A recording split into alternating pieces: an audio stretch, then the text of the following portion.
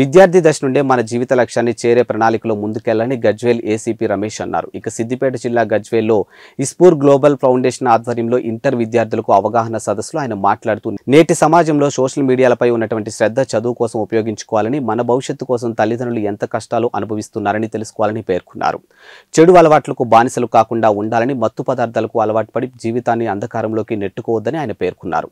మంచి లక్ష్యంతో జీవితాన్ని గడపాలని, సమాజంలో మంచిని వాడుకోవాలని అన్నారు. ఇక జీవితం అంటేనే ఆటుపోట్లని, ఓటమిని స్ఫూర్తిగా తీసుకుని జీవితంలో విజయం సాధించడం కోసం పోరాటం చేయాలని ఏసీపీ రమేష్ విద్యార్థులకు సూచించారు.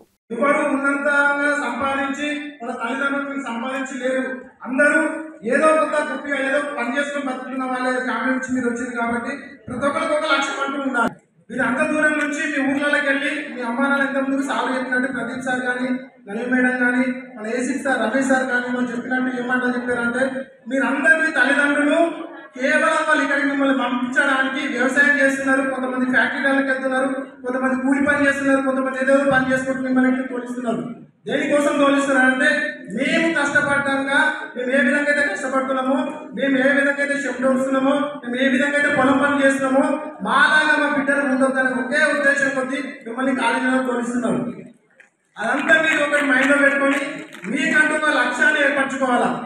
మనము ఇంత చరిత్రను చూసుకుంటే అబ్దుల్ కలాం ఏ విధంగా అయితే ఆయన ఒక కింది స్థాయి నుంచి ఎట్లయితే ఆయన ఒక ఉన్నత స్థాయికి ఎదిగిండో వాళ్ళందరూ గుర్తుపెట్టుకొని మీరందరూ ఒక ఉన్నత లక్ష్యాలను ఏర్పరచుకొని మీరు ఖచ్చితంగా లక్ష్యాన్ని సాధించి మీరు గౌరవపడేలాగా, మీ తల్లిదండ్రులు గౌరవపడేలాగా మీరు ఉంటారని చెప్పేసి ఇక్కడికి వచ్చినందుకు మీకు ధన్యవాదాలు చెప్పుకుంటూ ముగిస్తున్నాను. Intermediate and 10th. So you are not intermediate, you are intermediates. you are idiots in an intermediate stage where you are transforming. మీరు ఇంతవరకు గొంగలిపుడుగా అంటే గొంగలిపుడు కాకపోవచ్చు కానీ సీతకు ఒక చిలుక వైపు లాగా మారే ఒక ట్రాన్స్ఫర్మేషన్ సిస్టంలో ఉన్నారు, ట్రాన్స్ఫర్మేషన్ దశలో ఉన్నారు. ఆ దశలో రకరకాలైనటువంటి ఒత్తిళ్ళు కానీ, రకరకాలైన ఆకర్షణ కానీ, రకరకాలైనటువంటి ఎక్స్టర్నల్ ఇన్ఫ్లుయెన్స్ చాలా ఉంటుంది మీ మీద. ఆ ఎక్స్టర్నల్ ఇన్ఫ్లుయెన్స్ ఏముంటుందంటే, ఇంతకుముందు నేను చూసిన ఆయన వండరింగ్ నిజంగానే వండర్ అనిపించింది.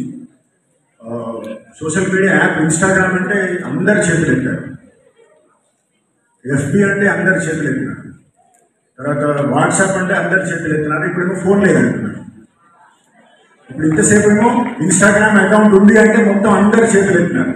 ఇప్పుడు ఫోన్ అంటే మా దగ్గర ఎవరి దగ్గర స్మార్ట్ ఫోన్ లేదంటున్నారు. ఏంటి సీక్రెట్ ఏంటి? నాకు తెలిసి ఇంతవరకు AI, what is AI? AI అంటే ఎంతమంది చెప్తారు? ఏమైనా ఐడియా ఉందా? రైట్, ఆర్టిఫిషియల్ ఇంటెలిజెన్స్లో ఫోన్ లేకుండానే స్క్రీన్ మీద, తెర మీద కనపడేటువంటి టెక్నాలజీ ఇంకా ఉంటే ఉండొచ్చు, కానీ మీ దగ్గర రాలేదు, మన దగ్గర రాలేదు. Right, then you have Insta, you have Meesho. వీళ్ళందరికీ మీషో కూడా ఉంటుంది కదా. మరి మీషో ఉంది కానీ ఫోన్ లేదు. ఎక్కడి నుంచి పక్కన ఫోన్ కనిపిస్తున్నారు. సో ఒకసారి చెప్పారు కదా, ఎవరికి వాళ్ళు ఇండివిజువల్, ఎవరికి వాళ్ళు ఇండిపెండెంట్, ఎవరికి వాళ్ళు సెపరేట్, ఒక సెపరేట్ ఎంటిటీ. ఆ సెపరేట్ ఎంటిటీ మనకు మనం సెపరేట్ ఎంటిటీ అయితే ఇంత చెప్పినట్టు చేప చెట్టెక్కరు, కోతి ఈదొచ్చు, కానీ చేప ఈదినంతగా ఈదకపోవచ్చు. సో ఎవరి ఎబిలిటీ, ఎవరి స్కిల్స్ వాళ్ళకు ఉంటాయి. ఆ స్కిల్స్ను మనకు మనం ఎట్లా అన్వయించుకోవాలనేది ఇంతసేపు చెప్పిన వాటిని నేను కొంచెం ఏదో ఊరికే ఈ ఇన్స్పైర్ వాళ్ళు పిలిచారా, వచ్చానా, ఎందుకంటే మంచి